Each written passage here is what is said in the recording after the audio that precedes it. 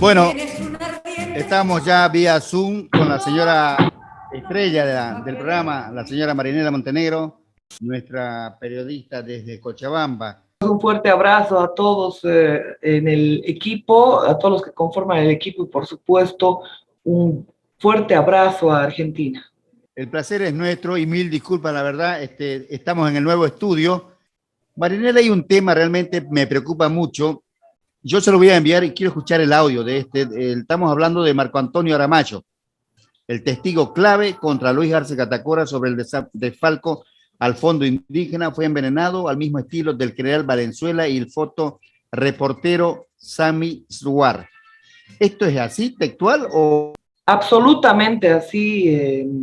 La gente que denuncia, la gente que se desmarca dentro del masismo, por supuesto termina muerta, asesinada, torturada o perseguida, como lo han hecho con Aramayo.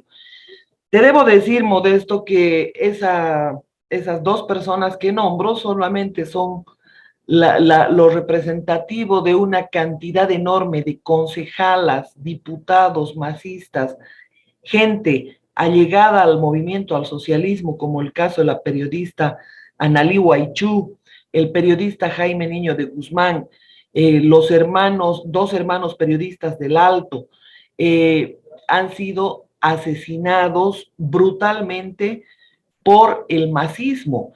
Ellos tienen un pacto de quien se desmarca, por supuesto, termina muerto. Y esto es lo que ha venido ocurriendo a lo largo de 2 décadas, de 4 lustros. Y, por supuesto, todos estos crímenes quedan en la más absurda impunidad. Y te debo decir que, reiterar una y otra vez que quienes gobiernan hoy Bolivia son parte del crimen transnacional organizado. En Bolivia están metidos narcos, criminales, terroristas francotiradores y por supuesto gente que ha venido a meter miedo a nuestro país, a destruir Bolivia. Y bueno, ahí tienes el más claro ejemplo en Marcelo Aramayo, el director del Fondo Indígena, el exdirector del Fondo Indígena. Espera un poquito. A ver, estoy escuchando atentamente. Vos me decías, aquel que saca el pie del plato automáticamente desaparece. Eso es mafia, narcotráfico. Mafia y narcotráfico, bien lo has dicho, Modesto. En el narcotráfico no sale más. No sale más porque lo que vos llegás a saber o te enterás, tiene que morir ahí. O sea, es un tema serio. No estamos hablando de un accidente, de un asesinato por casualidad, no. Estamos hablando crimen organizado. Porque vos nombraste a la periodista Analí Guaychú, era esposa de un oficial. Clarito. Seguramente la dijo, vio algo que no tenía que ver, algo pasó entre medio y la mató él a ella. Exactamente. Pero yo te invito, primero, quiero escuchar el audio para entrar de lleno en este tema. ¿Puede ser? Adelante, Modesto. Te comento, Marinela, a ver, esto, para que la gente comprenda, Aramayo era el director del FONDIUC, donde la ministra era Chacollo. Estamos en lo correcto. Correcto. Él está preso por denunciar la corrupción en ese ministerio. Él denunció, bueno, él fue director del Fondo Indígena entre 2009 y 2014. Y por supuesto, había un poder supraministerial que definía absolutamente dónde iban todos los recursos. Y ese fondo indígena, Modesto, estaba conformado por una serie de otras autoridades que debían ser quienes estén procesadas y en la cárcel. Pero como tú sabes, la cuerda siempre se rompe por el lado más frágil.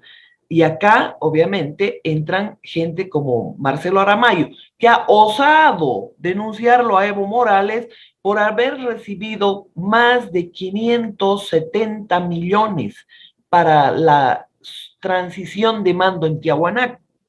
y por supuesto ha recibido una cantidad de dinero más, poniendo como prestanombres a una cantidad de indígenas ignorantes a quienes les regalaban unos cuantos pesos y ellos se hacían de grandes fortunas. Y estamos hablando no solamente de los 1.800 millones que denunció Marcelo Aramayo, son más de 300.000 millones que se han esfumado del fondo indígena y son dineros que a nombre de los indígenas, como es costumbre, han salido en grandes cantidades, pero autorizados por quienes. Y este es el tema importante, mi querido Modesto.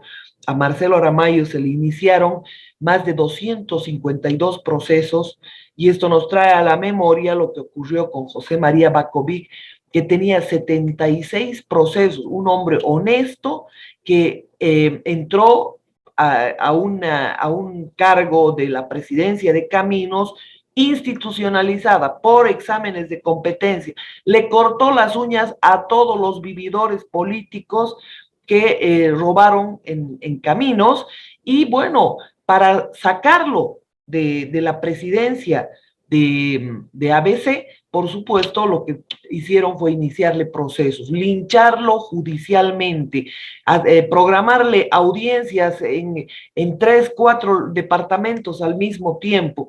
¿Pero por qué?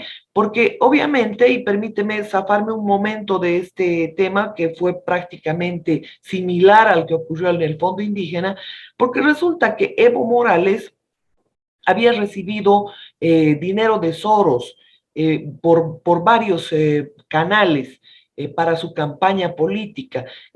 Uno de ellos fue directamente su reunión en Nueva York, donde recibió el primer $1.000.000.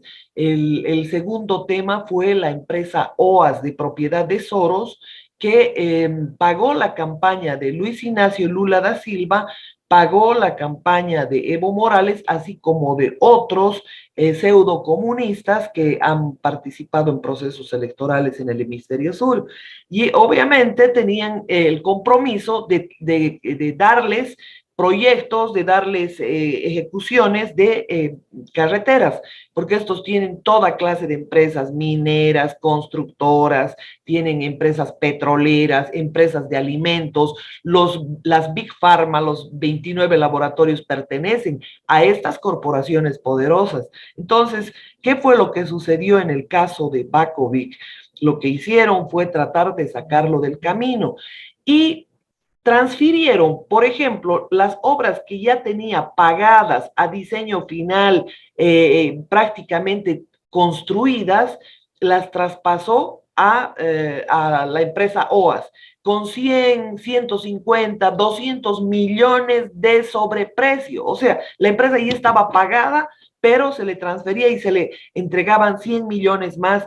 Y lo único que hizo Evo Morales en el tema de vías y de estructuración carretera en todo el país fue entregar obras, transferir con sobreprecios, tramposamente, para que, por supuesto, él pueda pagar sus deudas de campaña. En el Fondo Indígena ocurrió algo similar. Comenzaron a perseguir a gente que más bien había denunciado. Yo recuerdo a la primera persona en esos años que denunció el desfalco del Fondo Indígena a través de un proyecto en la comunidad 26 de junio en el Beni, fue Jacobo Soruco Cholima. Y él involucraba directamente a Nemesia Chacollo. Entonces, ¿qué sucedió ahí? Él cuando salía de su domicilio fue acribillado a balazos. Nadie más dijo nada. Comenzaron a perseguir a toda su familia, que era la que denunciaba todo este tema, y tuvieron que, incluso sus hermanas, salir de Bolivia, ir a vivir a otro país, porque era imposible lidiar con la persecución de todo el poder del Estado. Entonces ahí fueron desatándose a raíz de eso, de esa punta del ovillo que había sacado Jacobo Soruco Cholima, se fue generando una andanada de denuncias en todo el país de proyectos que figuraban en el Fondo Indígena, proyectos millonarios, Modesto, pero que tú ibas al lugar, eran granjas, eran fábricas, eran criaderos, era una cantidad de proyectos impresionante, pero tú llegabas al lugar y no había tal cosa. no habían tales proyectos, no existían, eran proyectos fantasmas. Y en este tema, obviamente, están metidos estos sinvergüenzas que han sido actores, estos corruptos y criminales que han sido actores en las últimas décadas, actores principales. Porque te debo decir que Juan Ramón Quintana, por ejemplo, que no ha sido investigado pese a haberse solicitado su ampliación en la investigación ante la Fiscalía, no le ampliaron, pero él era parte del directorio del Fondo Indígena. Quiero decirle a la gente que el Fondo Indígena, donde ha ocurrido el desfalco, tenía un directorio y en ese directorio formaba parte Juan Ramón Quintana, formaba parte Carlos Romero, formaba parte este otro que ahora funge de presidente fraudulento, como es Luis Arce Catacora. Además de cobrar coimas para aprobar los proyectos, estos mafiosos también cobraban para los desembolsos. Es decir, Luis Arce Catacora fue denunciado de que siendo ministro de Economía, obviamente, para que se comprenda mejor, los recursos del Fondo Indígena no estaban ya destinados en el Fondo Indígena como tal, sino se presentaba el proyecto y tenía que ser aprobado primero por el directorio y después el desembolso lo hacía Luis Arce Catacora. Entonces, entenderás que tenían que pasar toda una serie de filtros por los que se hace imposible que estos que fueron cabeza en la aprobación de todos y cada uno de los proyectos no estén procesados, no estén perseguidos, no estén en la cárcel. Sin embargo, han buscado un chivo expiatorio que osó denunciar a Evo Morales por los 570 millones que sacó para su payasada que armó en Tiahuanaco. Y esto realmente pone en evidencia esa justicia asquerosamente corrupta que ha sido capaz de linchar judicialmente a una persona que es denunciante, es el testigo clave, es el que sabe cómo se ha motorizado cada uno de los proyectos. Entonces, y esto, por supuesto, no puede quedar en la impunidad, Modesto. Lo han usado como chivo expiatorio al denunciante, lo han linchado judicialmente y en esto, obviamente, espero que todos aquellos jueces que le han dado una y otra vez a Marcelo Aramayo condenas, ha asistido a más de 100 audiencias de medidas cautelares. Eso, por supuesto, desgasta la salud de cualquier persona. ¿Y cuál fue su pecado? Denunciar. Ha mencionado a Evo Morales, ha mencionado a Juan Ramón Quintana y ha mencionado a todo ese directorio de delincuentes que se han hecho de millones en el Fondo Indígena. Acuérdense, hay un tema que es muy importante de traerlo a la memoria, Modesto, porque todos los procesos que han comenzado contra militares, contra la Unión Juvenil, los chicos de la Unión Juvenil Cruceñista, contra todos esos patriotas como la Resistencia Juvenil Cochala, militares que no se han querido someter a masacrar, a obedecer órdenes para salir a masacrar gente después del fraude, resulta que todos esos están en la cárcel. ¿Y sabe cuál es quién es la acusadora principal? Se llama Lidia Patti. Y esta persona ha recibido 2 millones del Fondo Indígena. Entonces a esta la han agarrado del cuello, le han dicho o inicias los procesos o te vas derechito a la cárcel. Entonces, todos estos temas la gente no los conoce porque lamentablemente hay una autocensura en los medios periodísticos o por supuesto hay censura pagada, hay autocensura, hay censura por temor y bueno, vaya usted a saber qué es lo que ocurre con una cantidad de medios también que han sido comprados por el gobierno, que son los medios paraestatales que están precisamente para distraer de los temas importantes a la opinión pública y presentarles, como Maquiavelo decía, pan y circo, show y circo en este caso. Y el tema tiene que ver con que Evo Morales debería estar preso por el desfalco del Fondo Indígena. Juan Ramón Quintana debería estar preso por el desfalco del Fondo Indígena. Luis Arce Catacora, que ha entrado con fraude a gobernar Bolivia, que es parte del crimen organizado, debería estar preso. Su esposa, Lourdes Brígida Durán, una vulgar delincuente, una vulgar ladrona. Todas las amantes de Arce Catacora se han hecho multimillonarias.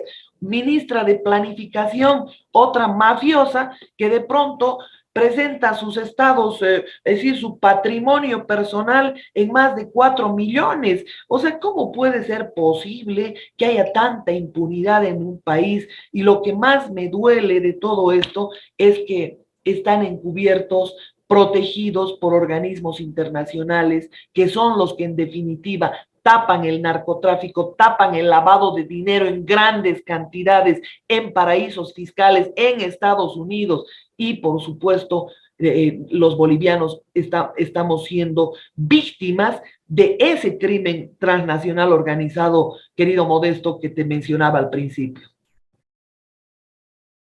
Pero acá hay un tema más importante, Marianela, también, y no digo que no sea importante lo que me estás diciendo. Para que suceda esto, hay una justicia corrupta, porque en un país serio hay 3 poderes independientes, y acá tiene mucho que ver la justicia, porque no investiga, te presentan, te arman una causa y automáticamente vas preso porque pensás diferente y querés defender el patrimonio de los bolivianos, cosa que le está pasando a Ramallo.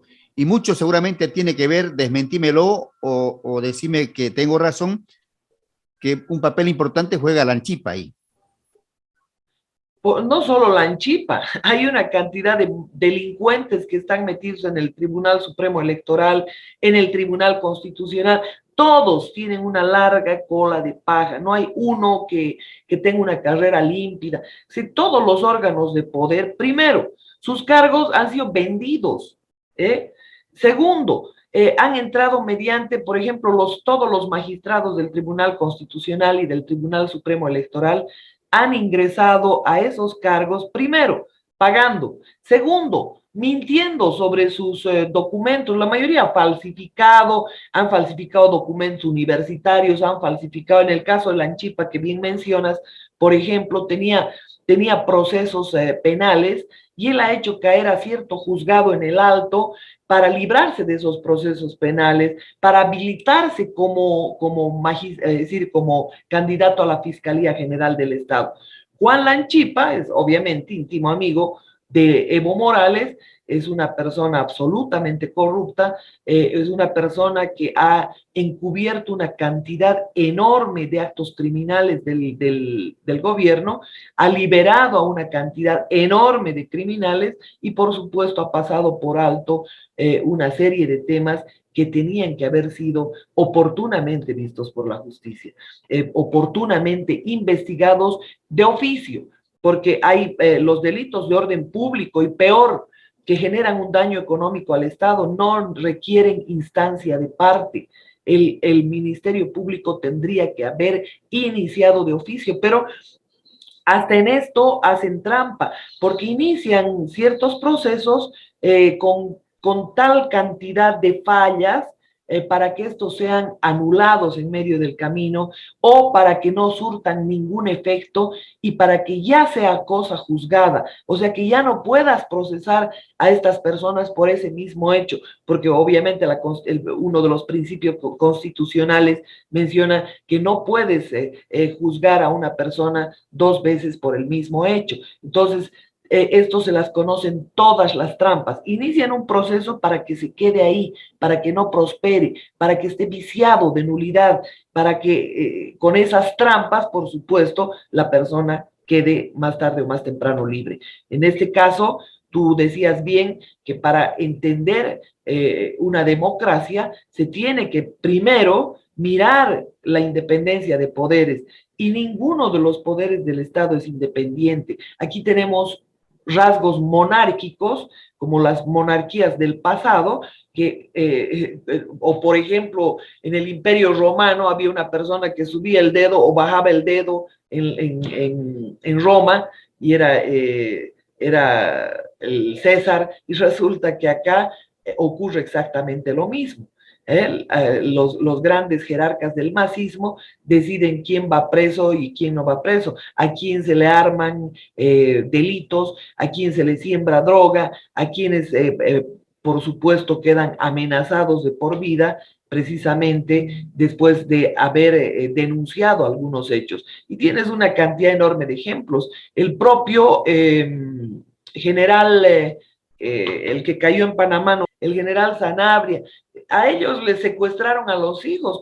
El momento en que comenzó a pasar información el general Sanabria, le secuestraron al hijo y lo torturaron. Y él con lágrimas en los ojos escribió una carta hablando sobre el tema, denunciando el tema. Lo propio el coronel Cardona denunció una cantidad enorme de hechos. Uno, él lo ha detenido a Evo Morales con cocaína, con droga. Él siendo militar, lo ha detenido a Evo Morales. Entonces, además ha pasado una cantidad enorme de información a la DEA, que ahora se hace de la vista gorda. Resulta que no detiene a Evo Morales, no tiene precio su cabeza, solamente los mandos intermedios del narcotráfico en Bolivia sí tienen precio como lo que hemos percibido hasta hace poco tiempo con Mina, Rojas y una cantidad de gente nombrada personalmente por Evo Morales, agente de su confianza. Acuérdense que tenían que ser parte de su seguridad, no es que los estaba nombrando en un cargo cualquiera, eran los que tenían que mirar su seguridad, o sea, denotaban una estrechez total en el relacionamiento con Evo Morales. Y por supuesto, la DEA, la ONU y todos estos organismos internacionales de impostores y ladrones lamentablemente están vulnerando nuestros países. Así que no se puede entender como democracia Bolivia bajo ninguna circunstancia. El órgano electoral está totalmente cooptado. Imagínense ese Daniel Atahuichi, parte de las ONGs, la propia denunciante Rosario Baptista Canedo ha sido asistente de García Linera en la ONG CEGIS, lo propio, casi todos los que han formado parte del órgano electoral eran parte de la estructura masista. Y lo mismo en el legislativo, otro órgano de poder que es una payasada. Han llevado gente ignorante, gente que tenía delitos, gente que no cumplía los requisitos para optar a un cargo parlamentario, ni de diputados ni de senadores. Pero lo único que hacen simplemente es encubrir, aplaudir los crímenes, aplaudir los robos, los desfalcos. Cada uno de los que ha pasado por la asamblea, de los corruptos que han pasado por la asamblea, de los criminales que han pasado por la asamblea con interpelaciones, resulta que han salido aplaudidos. Esta es la asamblea, una camada de delincuentes que simplemente han servido para encubrir delitos. ¿Qué cosa han hecho en bien del ciudadano? Nosotros no necesitamos una asamblea, no necesitamos gente que primero tiene todo gratis, desde los boletos de avión para trasladarse, tienen todo gratis. Segundo, tienen secretarias, asesores, tienen 3, 4 asesores pagados por el Estado, tienen oficinas, o sea, cada uno de esos mancagastos, como se dice en quechua, resulta que tienen toda una estructura similar a una dirección, a un viceministerio modesto. ¿Quién necesita a esos vagos, idiotizados, delincuentes que trafican con tierras, que hacen uso de ese poder coyuntural para robarle al Estado, para esquilmar al Estado? Esa asamblea que debería ser parte del equilibrio de poder para que no se concentre en una sola mano, no sirve para nada. Del Ejecutivo ni hablar. En el Ejecutivo, ¿quiénes están? Puro mafiosos. ¿Quién es Marianela Prada, la ministra de la Presidencia? Es la hija de Ramón Prada, es hija de Betty Tejada. Betty Tejada eneferista, MNRista, adenista, era la secretaria de Yolanda Prada de Banzer. La esposa de Banzer era una multimillonaria ladrona. Ha desfalcado también el Estado. Juan Ramón Quintana era su protegido. ¿Y de qué proceso de cambio me hablan si son los mismos maleantes? ¿Ah? De Ramón Prada, por ejemplo, era el hermano de Yolanda Prada de Banzer, padre de Marianela Prada Tejada. Entonces, estos hablan de proceso de cambio, del indigenismo, se llenan la boca y son los mismos mafiosos que han pagado las transnacionales durante años. Usted va a mirar su árbol genealógico y va a ver la cantidad de delincuentes que han hincado la uña en el Estado. Entonces, eso es el Ejecutivo. Ahí la tiene a esta otra que se llama Gabriela Mendoza, que es la amante de Luis Arce Catacora, otra vulgar delincuente que es ministra de otra área del Estado. ¿Cómo puede ser posible? Y ha estado en el desfalco del Banco de la Unión. O sea, el ministro de Economía era Luis Arce Catacora, ¿verdad? Su esposa era gerente del banco, presidente del Banco de la Unión, donde se lavaba dinero, donde ocurrieron los desfalcos. Ahí metieron al ministerio a trabajar a sus amantes, metieron a trabajar a quien les dio la gana, hasta la última pulga del perro de Arce Catacora trabajó en el Estado. Entonces, ¿de qué indigenismo? ¿De qué cosa me hablan? Por favor, o sea, aquí ya yo les exijo rigor. ¿Cómo puede ser posible que todos los órganos de poder estén cooptados por toda una mafia? Mire, yo he sido víctima y acabo de responder y se lo voy a enviar de una senadora, una ilustre desconocida llamada Cecilia Requena, que a propósito de la denuncia que ha realizado contra mí ante la Asociación Nacional de la Prensa, he visto quién era, me he interesado para saber quién era. Y bueno, una íntima, y lo digo entre comillas y espero que me entienda, íntima amiga de la esposa de Carlos Mesa, ¿no? Aparte, esta persona ha trabajado con David Choquehuanca. Esta persona ha estado en una serie de ONGs, ¿no? Se llama Cecilia Requenes, actual senadora.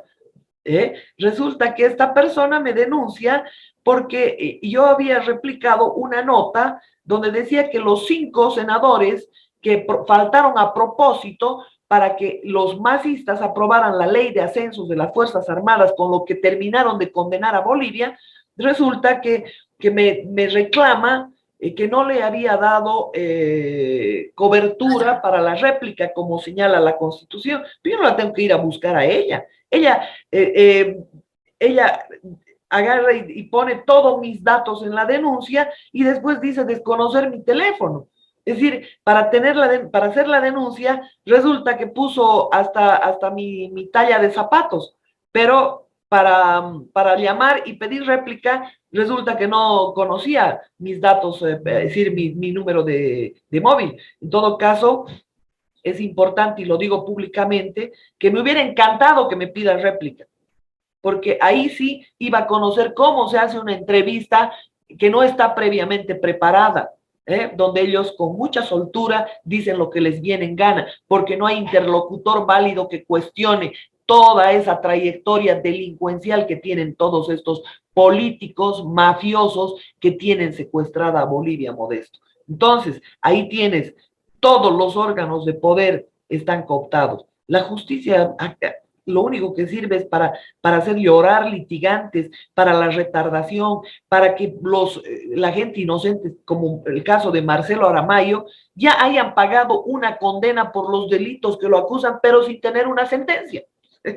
A ese extremo llegamos. Y esta es una sola muestra de lo que realmente ocurre con la justicia corrupta, con aquellos impostores que se compran el cargo para ser jueces, para ser vocales, pero porque han hecho de lado el mérito, han hecho de lado todo lo que debiera contar para que alguien administre justicia, la probidad, el equilibrio, la sana crítica. ¿Cómo puede ser posible que mafiosos estén administrando justicia? O la creación de este Consejo de la Magistratura, que tampoco solamente sirve para corromper, para extorsionar. El Consejo de la Magistratura ha sido creado con una estructura gigante de burócratas en todo el país. ¿Y para qué sirve? Para extorsionar, pero para mirar la conducta de los jueces, por favor, si son una manga de corruptos los que están en el Consejo de la Magistratura, ¿qué conducta van a mirar a los jueces?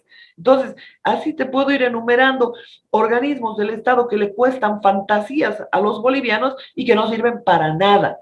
Mira, los militares, por ejemplo, me da vergüenza siendo mujer, ¿ya? Yo saldría a defender a mis camaradas, pero estos cobardes están metidos debajo de su cama, permitiendo que cometan toda clase de abusos. ¿A quiénes? A mejores alumnos, a gente que le ha dicho a Calimán, no voy a salir a reprimir, a no ser que usted me dé una orden escrita.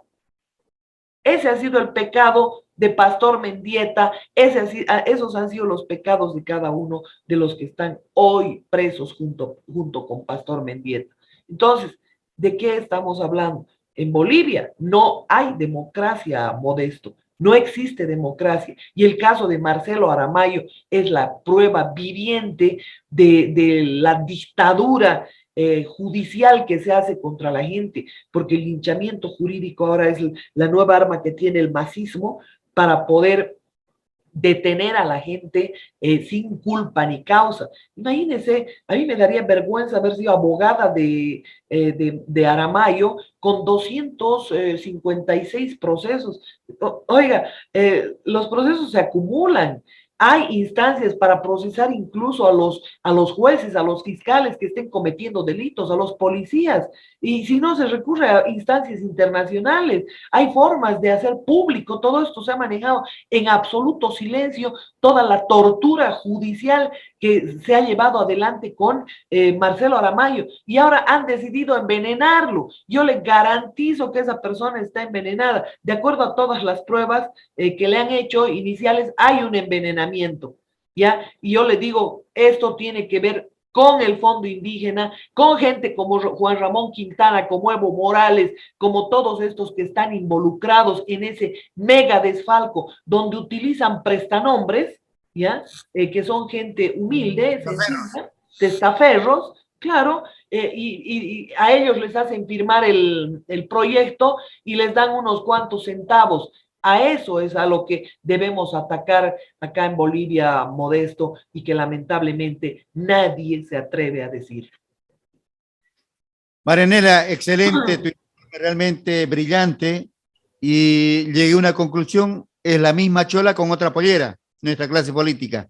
Siguen Pero siendo... claro, yo le puedo enumerar una enorme cantidad de casos. A ver, este de Ramón Quintana, Juan Ramón Quintana, era el niño mimado de Yolanda Prada de Banzer. Este compró el avión Beechcraft, este hizo los negociados de los cascos azules, más de 400 cascos azules que tenían que ir a asistir en diferentes países. Resulta que los entrenaron, y este mandó, cobrando $10,000 a cada uno, lo mandó a otras personas, a 400 otros que no debían, que no estaban preparados, que no estaban calificados absolutamente para nada. Entonces, este tiene que ver con una cantidad enorme de crímenes, y llegaba al extremo tanto la protección de Yolanda Prada de Banzer que el que se chupó la cárcel fue otra persona en lugar de Juan Ramón Quintana.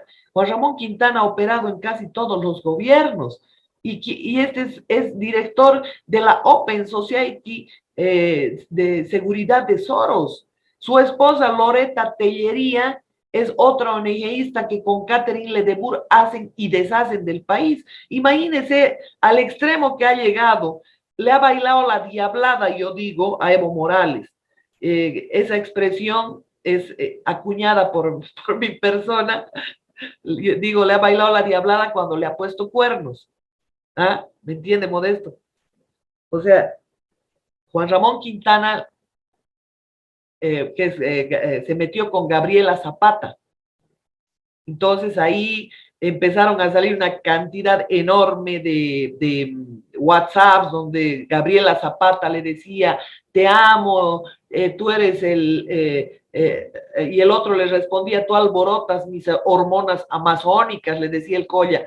Y una cantidad de temas que ni vale la pena traerla a la conversación, pero decir, le bailó la diablada a Evo Morales, le puso cuernos y resulta que hasta eso le ha perdonado. ¿Y sabe por qué?